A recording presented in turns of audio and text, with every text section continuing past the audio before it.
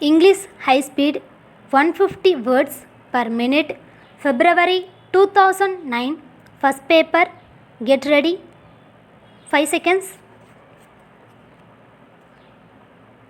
Start.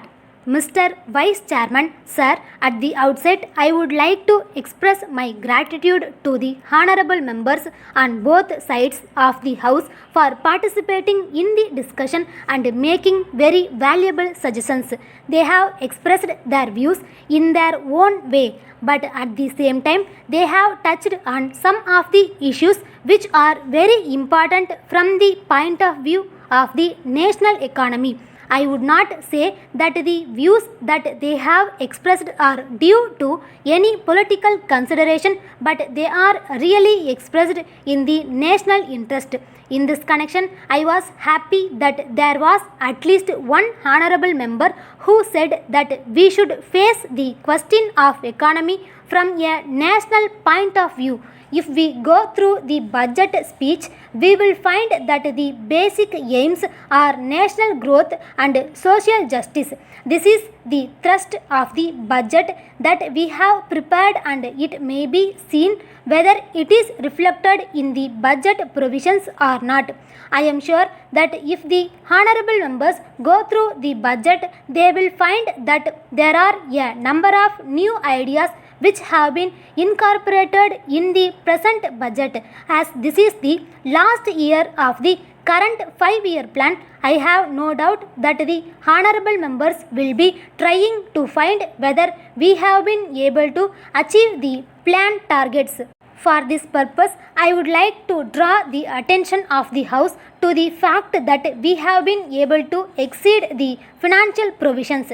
It is for the first time that we are going to achieve 130% of the target. This is in regard to the financial provisions. So, no ministry can say that sufficient funds were not available and that this is the reason why it is not able to achieve the target set for itself.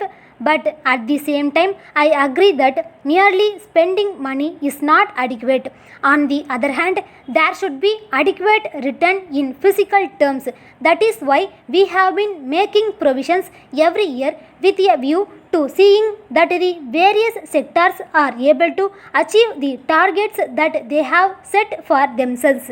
If the honorable members go through the documents which have been presented to the House, they will find that there are 2 or 3 things which are very important. The first is the rate of growth. I do not understand why the leader of the opposition was very angry about the rate of growth, because of the fact that somehow or other this time, on account of the favorable monsoon, we were able to achieve almost 170 million tons of food grains production. There is still one more year left, and if we have normal monsoon, I am sure we will be able to achieve more next year. I think there should be no difficulty in achieving this when we look at the provisions that we have made for this sector. Some honorable members said that there was less provision made for agriculture and irrigation works. I should say that this has to be looked at in a proper manner. I would like to point out that the provision made by the central government will have to take into account the borrowings from the different banks. In addition, as this is the primary responsibility of the state governments, both figures will have to be added together with the money from the banking sector. If it is looked at in this way, I am sure honorable members will be fully convinced that there is enough money available.